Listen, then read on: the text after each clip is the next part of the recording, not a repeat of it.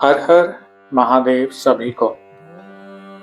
आज हम विधेश्वर संहिता अध्याय 18 पढ़ेंगे, जिसमें हम जानेंगे बंधन और मोक्ष का विवेचन, शिव पूजा का उपदेश, लिंग आदि में शिव पूजन का विधान, भस्म के स्वरूप का निरूपण और महत्व, शिव एवं गुरु शब्द की व्युत्पत्ति तथा शिव के भस्म धारण का रहस्य। आइए स्टार्ट करते हैं गणेश वंदना से।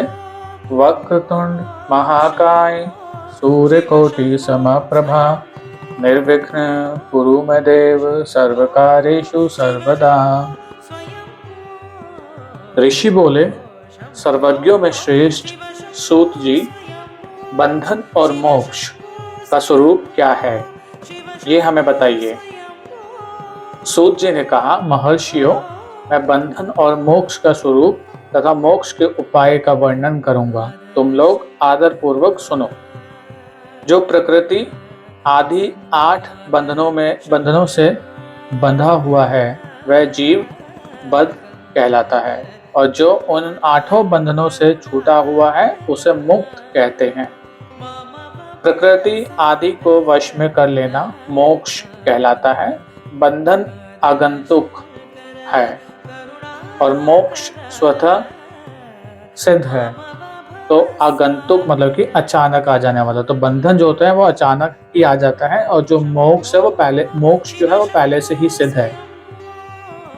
अपने बद्ध जीव जब बंधन से मुक्त हो जाता है तब उसे मुक्त जीव कहते हैं। प्रकृति, बुद्धि, त्रिगुणात्मक अहंकार और 5 तन्मात्राएं, इन्हें ज्ञानी पुरुष प्रकृत्या घष्टक मानते हैं।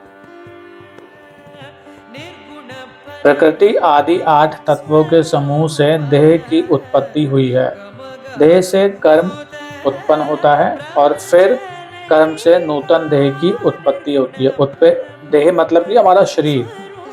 तो प्रकृति के जो 8 तत्व है उसके समूह से, मतलब कि उसके कोलैबोरेशन से ही जो है हमारा बॉडी हमारा बनी है। इस प्रकार बारंबार जन्म और कर्म होते रहते हैं।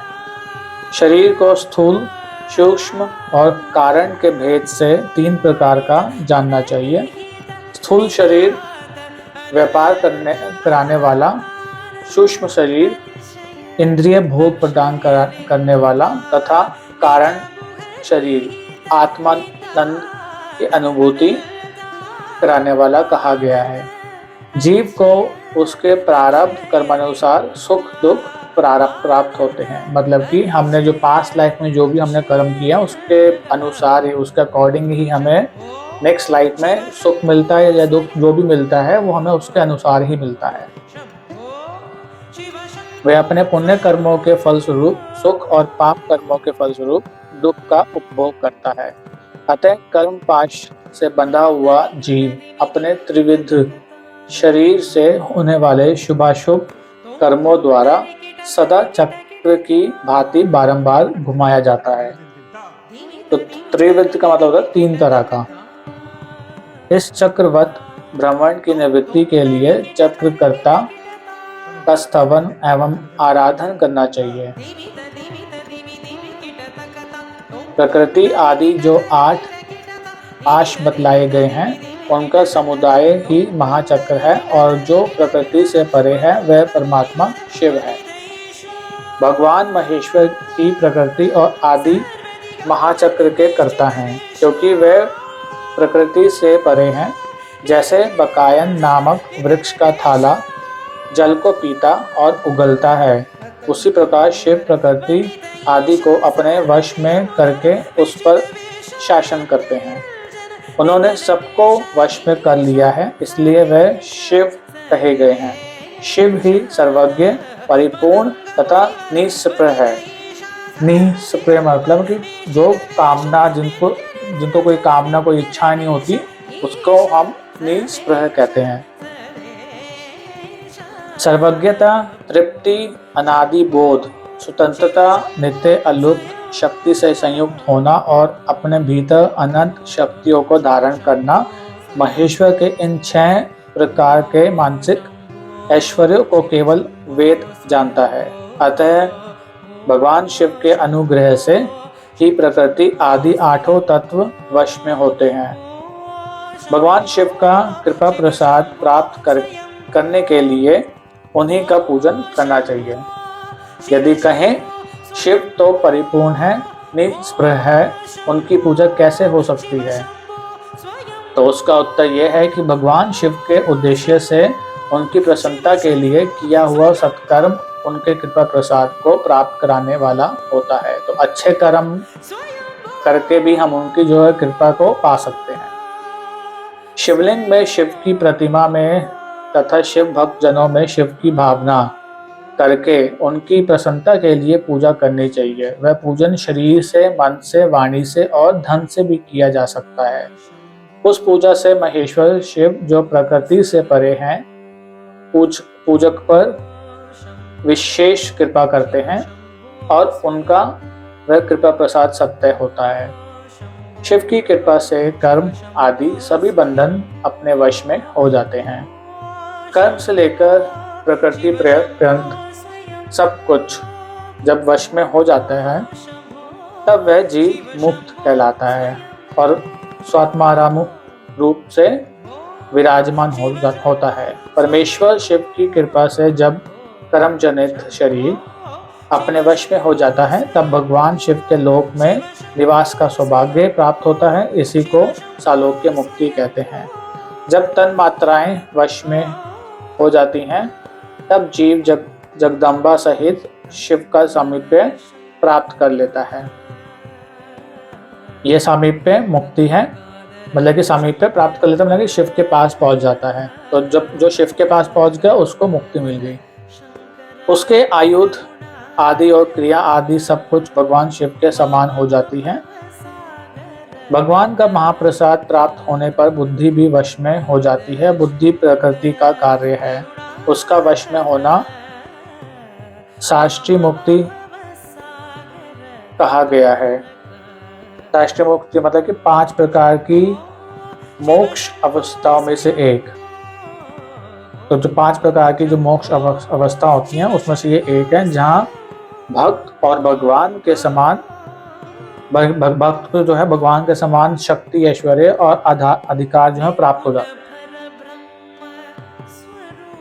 पुनः भगवान का महान अनुग्रह प्राप्त होने पर प्रकृति वश में हो जाएगी। उस समय भगवान शिव का मानसिक ऐश्वर्य बिना यत्न के ही प्राप्त हो जाएगा। सर्वज्ञता और तृप्ति आदि जो शिव के ऐश्वर्य हैं उन्हें पाकर मुक्त पुरुष अपने आत्मा में ही विराजमान होता है। वेद और शास्त्रों में विश्वास रखने वाले विद्वान पुरुष इसी को सायुज्य मुक्ति कहते हैं।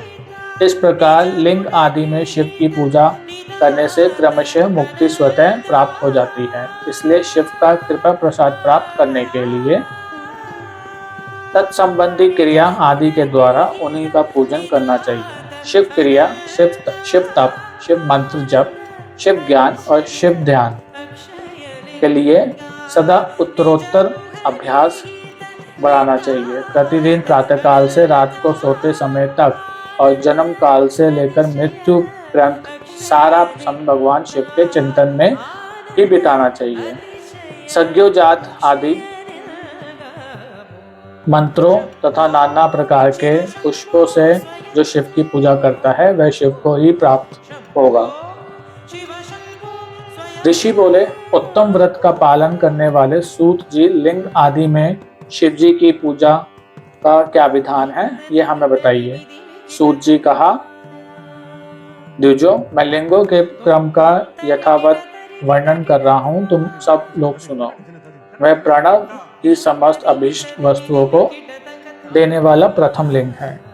उसे सूक्ष्म प्रणव रूप समझो। सूक्ष्म लिंग निष्कल होता है और स्थूल लिंग सकल। पंचाक्षर मंत्रों की स्थूल लिंग कहते हैं। उन दोनों प्रकार के लिंगों का पूजन तब कहलाता है। वे दोनों ही लिंग साक्षात मोक्ष देने वाले हैं। पौरुष लिंग और प्रकृति लिंग के रूप में बहुत से लिंग हैं, उन्हें भगवान शिव ही विस्तार पूर्वक बता सकते हैं, दूसरा कोई नहीं जानता। पृथ्वी के विकार भूत जो लिंग ज्ञात हैं उनको मैं तुम्हें बता रहा हूँ। उनमें स्वयंभू लिंग प्रथम है, दूसरा बिंदु लिंग, तीसरा प्रतिष्ठित लिंग, चौथा चरलिंग और पांचवा गुरुलिंग है। देवर्षियों की तपस्या से संतुष्ट हो उनके समीप प्रकट होने के लिए पृथ्वी के अंतर्गत बीज रूप से व्याप्त हुए भगवान शिव वृक्षों के अंकुर की भांति भूमि को भेद कर नाद लिंग के रूप में व्यक्त हो जाते हैं।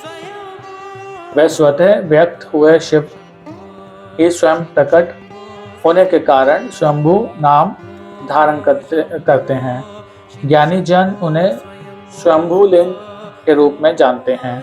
उस स्वयंभू लिंग की पूजा से उपासक का ज्ञान स्वयं ही बढ़ने लगता है। सोने चांदी आदि के पत्र पर, भूमि पर अथवा वेदी पर अपने हाथ से लिखित जो शुद्ध प्रणव मंत्र रूप लिंग है उसमें तथा मंत्र लिंग का आलेखन करके उसमें भगवान शिव की प्रतिष्ठा और आवाहन करें। ऐसा बिंदु नाद में लिंग स्थावर और जंगम दोनों ही प्रकार का होता है। इसमें शिव का दर्शन भावना में ही है, ऐसा निसंदेह कहा जा सकता है। जिसको जहाँ भगवान शंकर के प्रकट होने का विश्वास हो उसके लिए वहीं प्रकट होकर वे अभीष्ट फल प्रदान करते हैं। अपने हाथ से लिखे हुए यंत्र में अथवा अकृत्रिम स्थावर आदि में भगवान शिव का आवाहन करके 16 उपचारों से उनकी पूजा करें। ऐसा करने से साधक स्वयं ही ऐश्वर्य को प्राप्त कर लेता है और इस साधन के अभ्यास से उसको ज्ञान भी होता है। अकृत्रिम मतलब कि वास्तविक, लाइक नेचुरल। देवताओं और ऋषियों ने आत्म सिद्धि के लिए अपने हाथ से वैदिक मंत्रों के उच्चारण पूर्वक शुद्ध मंडल में शुद्ध भावना द्वारा जिस उत्तम लिंग की स्थापना की है उसे पौरुष लिंग कहते हैं तथा वही प्रतिष्ठित लिंग कहलाता है। उस लिंग की पूजा करने से सदा पौरुष ऐश्वर्य की प्राप्ति होती है। तो पौरुष का मतलब इट्स लाइक अ मैस्कुलिन, पुरुष की शक्ति।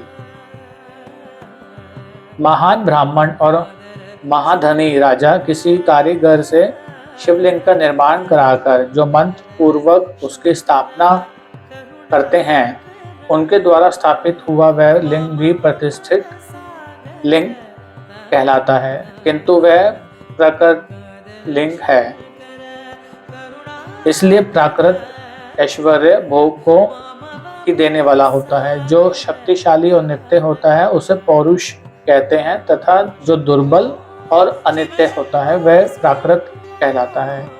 लिंग, नाभि, जीवा, नासाग्र भाग और शिखा के क्रम से कटी, हृदय और मस्तक तीनों स्थानों में जो लिंग की भावना की गई है उस आध्यात्मिक लिंग को ही चरलिंग कहते हैं। पर्वत को पौरुष लिंग बताया गया है और भूतल को विद्वान पुरुष प्राकृत लिंग मानते हैं। वृक्ष आदि को पौरुष लिंग जानना चाहिए और गुल्म आदि को प्राकृत लिंग। साठी नामक धान्य को प्राकृत लिंग समझना चाहिए और शाली एवं गेहूं को पौरुष लिंग।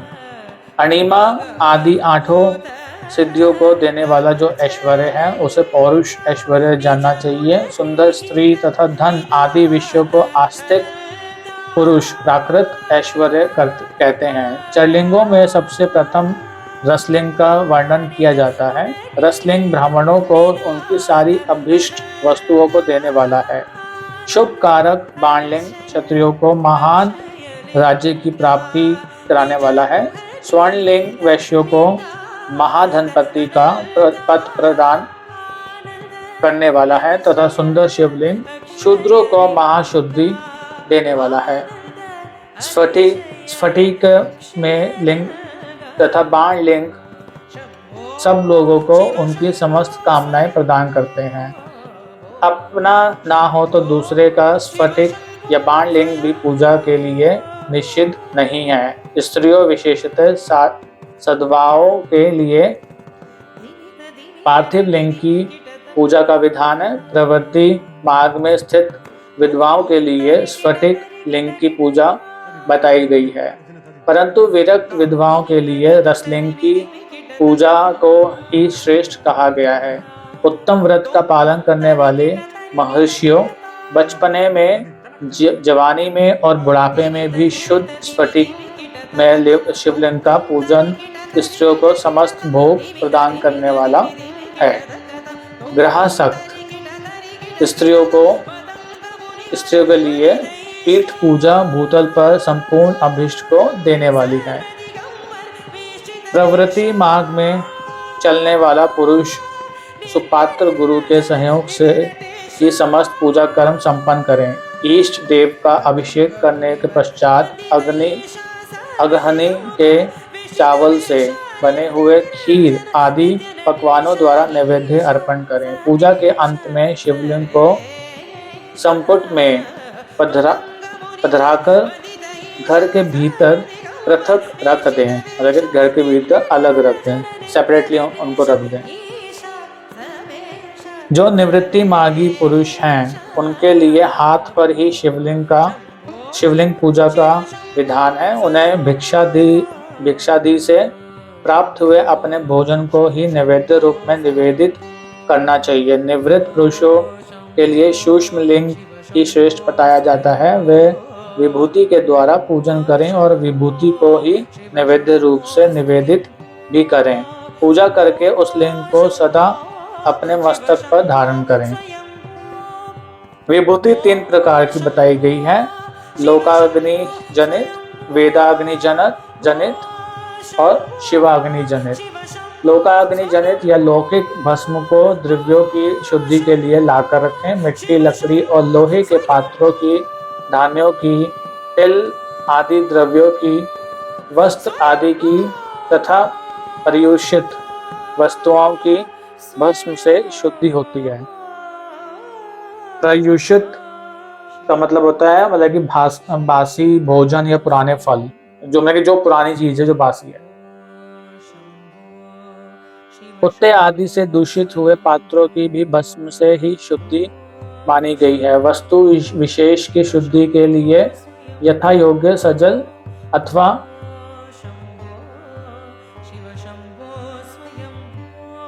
निर्जल भस्म का उपयोग करना चाहिए। वेदाग्नि जनित जो भस्म है उसको उन वैदिक कर्मों के अंत में धारण करना चाहिए।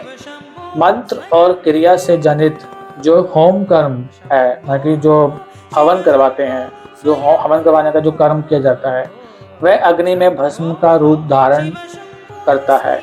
उस भस्म को धारण करने से वह कर्म आत्मा में आरोपित हो जाता है। अघोर मूर्तिधारी शिव का जो अपना मंत्र है उसे पढ़कर बेल की लकड़ियों को जलाएं। उस मंत्र से अभिमंत्रित अग्नि को शिवाग्नि कहा गया है। उसके द्वारा जले हुए काष्ठ का जो भस्म है वह शिवा अग्नि जनित है। कपिला गाय के गोबर अथवा गाय मात्र के गोबर को तथा शमी, पीपल, पलाश, बड़, अमलतास और बेर इनकी लकड़ियों को शिवाग्नि से जलाएं। वह शुद्ध भस्म शिवाग्नि जनित माना गया है। अथवा पूष की अग्नि में शिव मंत्र के उच्चारण पूर्वक काष्ठ को जलाएं। फिर उस भस्म को कपड़े से अच्छी तरह छानकर नए घड़े में भरकर रख दें। उसे समय समय पर अपनी कांति या शोभा की वृद्धि के लिए धारण करें। ऐसा करने वाला पुरुष सम्मानित एवं पूजित होता है।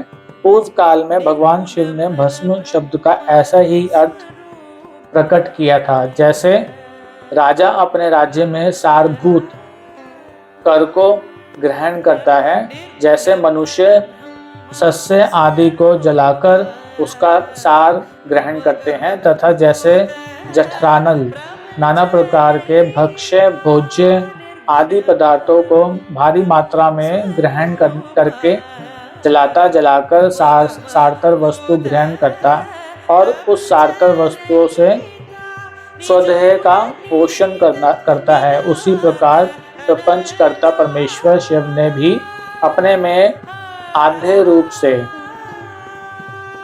विद्यमान प्रपंचों को जलाकर भस्म रूप से उसके सार तत्व को ग्रहण किया है। सार तत्व मतलब किसी ऐसी चीज से होता है जो बहुत ज्यादा महत्वपूर्ण होती है, बहुत ज्यादा इंपॉर्टेंट होती है।